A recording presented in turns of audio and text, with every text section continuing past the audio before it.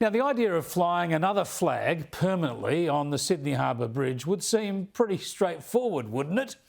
Not the case. The plan announced on the weekend by the New South Wales Liberal Premier Dominic Perrottet to fly the Aboriginal flag on top of the coat hanger has generated all sorts of controversy.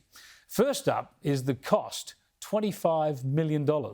Seriously, even the Premier himself didn't seem to believe a third flagpole could cost that much.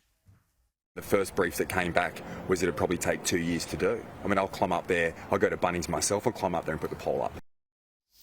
Yeah, perhaps after that plug, Bunnings could pay for it. Still, today, Labor reminded us about how Perrottet had opposed flying the Aboriginal flag when Labor's Luke Foley proposed it 4 years ago. Perrottet said then that his idea for Foley was, instead of a flag on the bridge, to plonk up a giant blank screen that can easily broadcast Labor's latest social justice warrior cause.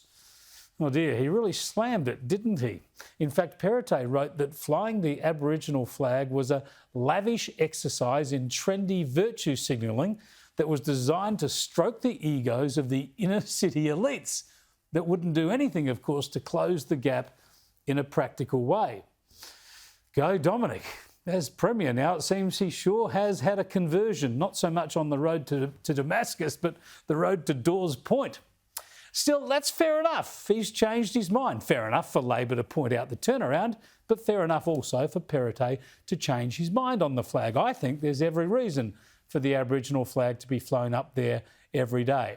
And the Premier puts his new position this way. I think it's an important decision that we've made. I think it brings unity to our country, and it's, I guess, a small price to pay for that unification.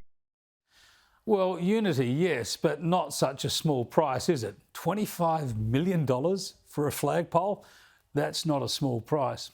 But here's where I've got the solution that saves every single one of those dollars.